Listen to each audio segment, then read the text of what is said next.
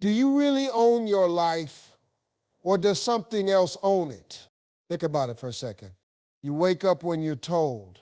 You work where you're told. You spend money on things that someone convinced you to want. You call it freedom, but is it? There's a quiet machine running the world, one that doesn't need your permission. It feeds you information, shapes your desires, and keeps you comfortable enough not to question it. That's the trick. The system doesn't need to chain you. It just needs to make you forget that you're already chained. In this video, we're going to uncover how the system slowly owns your time, your energy, and even your mind, and more importantly, how to walk out of it. You'll see the patterns that most people never notice, the silent control that feels like choice, the comfort that hides captivity. This isn't about conspiracy. It's about awareness, the kind that wakes you up from the loop. Because the truth is, the moment you start seeing the machine, it starts losing power over you. Stay till the end of this video, because once you understand how the system really works, you'll never see your life the same way again. The question isn't if you're in the machine. The real question is, are you brave enough to walk out? When we say the system, we're not talking about a single government or corporation. It's something much bigger and far more invisible. The system is the web of structures, habits, and expectations that quietly shape every decision you make. It's the social rules that tell you what success should look like. The economic model that decides your worth by how much you produce. The digital networks that feed you what to think, what to buy, and who to be. It's everywhere, but nowhere you can point a finger at. That's why it's powerful, because you can't fight what you can't see. From the moment you're born, the system begins to program you. You're taught to chase stability, not freedom. To follow rules, not instincts. To seek validation, not purpose. You go to school to become employable, not wise. You get a job to earn money, not time. You climb ladders, chase promotions, buy things to feel alive, and through it all, you believe you're choosing your path. But in truth, most choices were written for you long before you made them. The system doesn't scream. It whispers. It doesn't force. It persuades. It works by shaping your environment so that obedience feels like common sense. You don't need to be told to work 9 to 5 because everyone else already does. You don't question the idea of success being a house, a car, a steady job, because that's what the world praises. You don't see the strings because they've been disguised as safety nets. Money is one of the system's strongest levers. Debt keeps people in quiet servitude. You study hard, work harder, and then spend decades repaying loans for education, cars, homes, things that were supposed to make you happy. But they don't. They just keep you tied to the same wheel, moving but not free. You're told this is normal, that this is life. Yet deep down, something feels wrong, because real life isn't supposed to feel like a transaction. Then there's media, the machine's voice. It tells you what's trending, what's acceptable, what's dangerous, what's desirable. It keeps your attention locked on everything except what matters, your own power. Every scroll, every click, every ad you see is part of a carefully designed feedback loop. It learns what triggers you and feeds you more of it. Outrage, envy, fear, these are not accidents. They're tools, because a distracted mind doesn't rebel. Even your routines are programmed to keep you compliant. Wake up, commute, work, consume, repeat. Your time is divided into predictable cycles. Your creativity is replaced with productivity. And the saddest part is, many people call this normal. The system has made exhaustion feel like accomplishment and busyness feel like worth. Think about it. When was the last time you made a choice that wasn't influenced by expectation?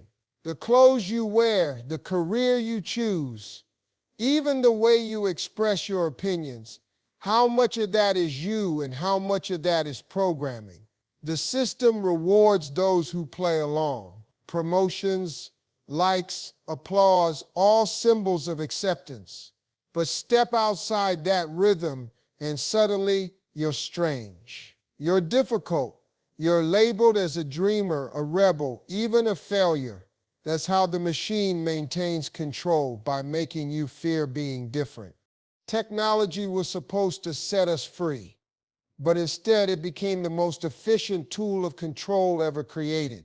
Every app, every notification, every algorithm is designed to predict your behavior and shape it. You're watched, tracked, analyzed, and fed back into the system. Your data is the new currency, and you give it away for convenience. The modern cage isn't made of iron. It's made of comfort. Everywhere you look, there's pressure to keep running. Work harder, earn more, stay connected, post more, buy more, smile more. Because if you ever stop, even for a moment, you might realize how empty it all feels. The system thrives on that emptiness. It keeps you busy enough not to question, tired enough not to resist, and entertained enough not to wake up. But obedience has a price and is far higher than most people ever realize. Every time you silence your own voice to fit in, a piece of you disappears. Every time you trade your dream for a paycheck, your spark dims a little more. Slowly, your creativity starts to fade. You stop imagining new possibilities because you've been trained to think only within limits.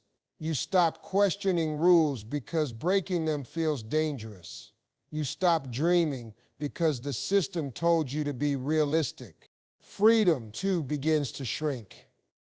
It's not taken from you in a dramatic moment. It slips away quietly. You stop making bold choices. You stop saying no when something doesn't feel right.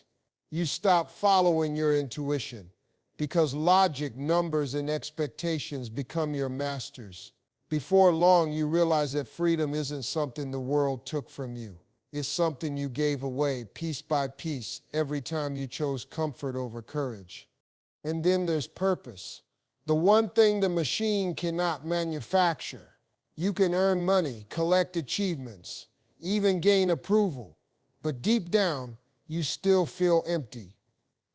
That's because purpose doesn't come from following a script. It comes from writing your own. Yet the system never teaches you how to do that. It tells you to set goals, not to seek meaning, to chase milestones, not truth. So you end up climbing ladders that lead nowhere, working harder every day just to feel less fulfilled. The cost of obedience doesn't stop there. It seeps into your mental health. Stress becomes your baseline. Anxiety becomes your companion. You carry invisible weight, the pressure to be perfect, to stay relevant, to keep going even when your soul is exhausted. The machine keeps you connected to everything but yourself. You scroll endlessly, compare constantly, and wonder why you feel so lost. Your identity begins to blur. You start defining yourself by roles: employee, student, partner, provider, but not as you. You forget what you truly like, what you actually believe, who you were before the system told you who to be. The worst part, you might not even notice it happening because the machine doesn't destroy you suddenly. It dissolves you slowly until there's nothing left but a version of you that exists to keep the gears turning. And yet most people call that life. They accept the numbness as normal, the stress as success, the repetition as progress. They've forgotten what it feels like to truly be awake. Because when you're deep inside the machine, you don't even know you're trapped. You just keep moving, repeating, surviving, while the real you waits quietly for the moment you finally remember how to live. We're taught from childhood that we have freedom of choice, that we can become anything, do anything, live any life we want. But the truth is, most of our so-called choices were already chosen for us. The system gives you options that look different on the surface, yet lead to the same destination. It's like standing in a maze with dozens of turns, thinking you're exploring new paths when every road eventually leads back to the same walls. That's not freedom. That's a managed delusion. Think about it. You can choose your job, but not the structure of the system that demands one. You can pick your brand of phone, but not the addiction that comes with it. You can vote, you can buy, you can click, but every action still feeds the same machine. You're told you're making independent decisions, but every choice was designed to serve someone else's interest. It's not free will, it's a controlled simulation where your freedom is just another product. The illusion of choice is one of the system's greatest tricks. It keeps you busy choosing between distractions while you forget to question the design itself. You decide which social platform to use, which shows to watch, which side of an argument to stand on, but the system owns the stage where all those battles take place. You think you're fighting for individuality, but you're still playing their game. The outcome might look different, but the winner is always the same. It's like watching a rat in a maze. The rat believes it's exploring, moving freely, making its own way.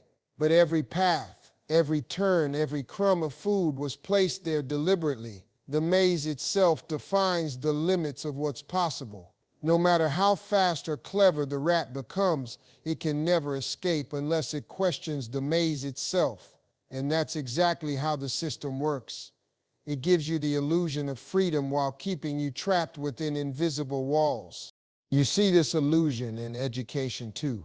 You're told you can be whatever you want as long as it fits within the approved paths.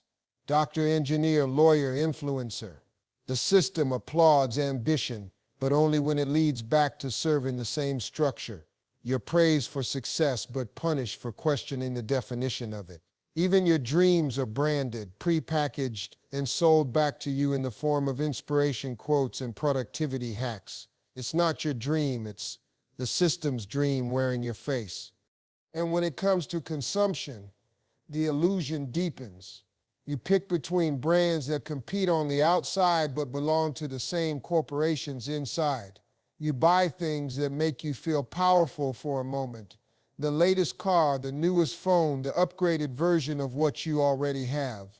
But the satisfaction fades fast and you return for more, trapped in the same cycle of need and numbness. The system calls it choice. You call it life. The puppet believes it's dancing freely, but it's the strings that decide every move. The system is the puppeteer, invisible, patient and precise.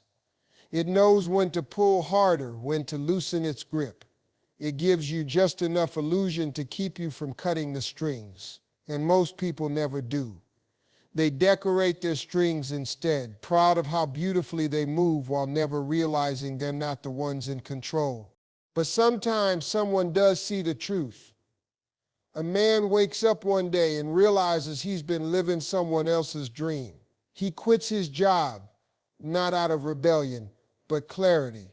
He moves to a smaller place, deletes his social accounts, and spends his mornings writing instead of rushing. People call him crazy. How can he walk away from success? But for the first time, he feels alive. He's not choosing between two cages. He's stepping out of both.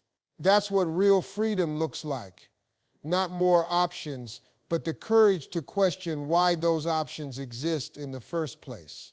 The myth of choice is comforting because it lets us believe we're in control. It soothes the fear of powerlessness. But the truth is sharper. We've been trained to pick between illusions.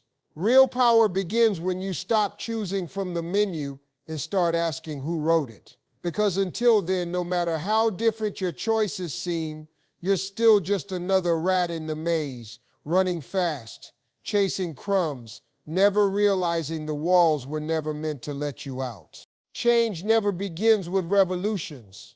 It begins with small, almost invisible acts, tiny cracks in the machine that eventually make it fall apart. The system thrives on your automatic obedience. It depends on your willingness to go along without thinking. So the moment you pause, even for a second, something inside the system starts to tremble. That pause, that hesitation is the first act of rebellion. It's not loud, it's not dramatic, it's quiet. You question, why am I doing this? And that single question can begin to free you.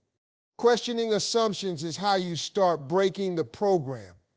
Every rule you were told to follow, work harder, buy more, stay busy, was designed to keep you distracted. But when you start asking why, you begin to see through the illusion. Why do I chase things that don't make me happy? Why do I measure my worth by what I own? Why do I feel guilty when I rest? These small questions might seem harmless, but they open cracks in the walls of the machine. Because once your mind starts to see the gears turning, it can never fully go back to sleep. Sometimes rebellion is as simple as saying no. No to the unnecessary, no to the fake urgency, no to the endless noise that demands your attention. Saying no isn't selfish. It's how you reclaim your time, your peace, and your identity. Every no to the system is a yes to yourself. It's the moment you stop moving with the current and start creating your own rhythm. That's the quiet kind of strength the system fears most. A person who no longer reacts on command. The power of small acts lies in their ripple effect. You don't need to escape society to step out of the system. You just need to change how you interact with it.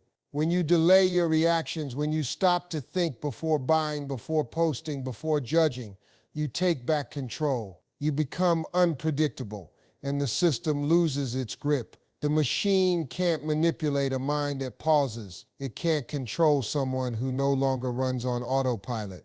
Reclaiming your autonomy starts with awareness.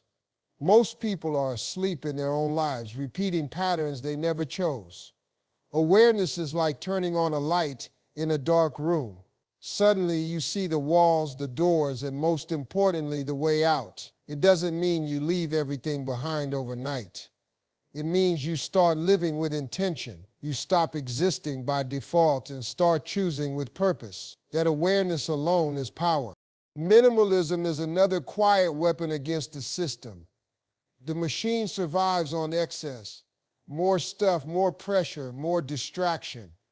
When you start choosing less, you weaken its hold. You stop feeding it. You stop chasing the next upgrade, the next validation, the next escape. You learn to find satisfaction in simplicity. Owning less makes space for thinking more. Consuming less makes room for creating more. The moment you stop needing everything, the system loses its control over you. Solitude is not loneliness. It's where real strength is built. The machine thrives in noise and chaos because silence forces you to hear your own thoughts. When you spend time alone, you reconnect with yourself, the version of you that existed before the world told you who to be. Solitude clears the fog. It makes your inner voice louder than the external noise. You begin to see what truly matters and what's just manipulation dressed as meaning. Creativity is rebellion in its purest form. The system wants you to consume, not create. But when you create, write, paint, build, design, think, you break the pattern of passivity. You stop being a product of the system and become a force outside of it. Creativity doesn't just make art, it makes freedom. It's the reminder that you are not a machine, you're a mind, a soul, capable of shaping the world, not just surviving in it. Building internal resistance means training your mind to stay awake. It's not about fighting every rule, it's about refusing to be controlled by them. You learn to observe the system without absorbing it. You learn to feel pressure without bending to it. You learn to exist within the noise, but not let it dictate your peace. Internal resistance is the armor that allows you to walk through the machine without becoming part of it. Real change doesn't come from massive gestures. It comes from these small, deliberate choices that seem insignificant at first. Questioning instead of obeying, choosing silence over noise, creating instead of consuming, saying no instead of complying. Each small act chips away at the invisible walls around you. Over time, those cracks connect. The light gets in. And before you know it, the machine no longer owns you because you've built something stronger inside yourself. Awareness, peace, and unshakable autonomy. When you start waking up from the machine, one of the hardest parts is realizing how alone it can feel. You begin to see through the illusions, but the world around you keeps spinning in the same loop. People talk about money, gossip, and distractions, and suddenly you feel like a stranger in a place you once called home. That loneliness isn't a sign that you're lost. It's a sign that you're breaking free. But freedom doesn't mean isolation. The truth is, you can't walk out of the system completely alone. You need connection, not the kind the system sells through likes and follows, but the kind that nourishes your spirit and reminds you that you're not crazy for wanting more out of life. Finding like-minded people becomes your next quiet revolution. They're not always easy to spot because the system teaches everyone to wear masks. But if you look closely, you'll start recognizing them. The ones who question, who observe, who live slower, who aren't constantly chasing something they don't even want. You'll line them in unexpected places. A small community gathering, an online space where authenticity still exists, a book club that talks more about meaning than success. When you connect with these souls, it feels like breathing clean air after years of pollution. You realize you're not the only one trying to wake up. Real connection outside the machine isn't built on status or image. It's built on honesty. You stop needing to impress and start needing to understand. Conversations shift from gossip to growth, from trends to truth. Together, you build something that the system can't replicate, shared purpose. You start doing things not for profit, not for validation, but because they make you feel alive. You share time, knowledge, and presence. You start creating instead of consuming. That's what real community looks like. People who remind you that you don't need to keep running on the treadmill of comparison. A community like that becomes your anchor. In a world where everything pulls you toward noise and distraction, these people remind you to stay grounded. They hold you accountable when you slip back into the system's rhythm. They remind you of your why when you start doubting your path. In return, you do the same for them. That's how you survive outside the machine. Not by isolation, but by interconnection built on awareness and authenticity. But the system doesn't like when people step out of line. It thrives on conformity. So when you begin to detach, expect resistance. The pushback doesn't always come from the system itself. It often comes from the people still trapped inside it. Friends might call you distant. Family might say you've changed. Colleagues might mock your simplicity or your silence. You'll feel pressure to go back to fit in, to stop being different. That's the system fighting for its survival through the people it still controls. The pushback can come in subtler forms too, through fear, guilt, and uncertainty. Fear that you're making a mistake. Guilt that you're disappointing others. Uncertainty about what lies ahead. The system knows how to use these emotions against you because it taught you to depend on its validation. It whispers that you're selfish for choosing peace, that you're lazy for stepping back, that you're naive for believing you can live differently. These doubts are part of the battle. They're not signs of weakness, they're proof that you're leaving the comfort zone the system built for you. To persist, you have to become your own center of gravity. You must remind yourself why you started. You didn't walk away because you hated the world. You walked away because you wanted to live in it more consciously. Every time fear whispers, answer it with truth. Every time guilt shows up, remind yourself that peace is not a crime. Every time uncertainty clouds your path, remember that clarity comes from movement, not from waiting. You don't need to have the entire roadmap. You just need to keep stepping forward with intention. Persistence is not about fighting louder. It's about standing firmer.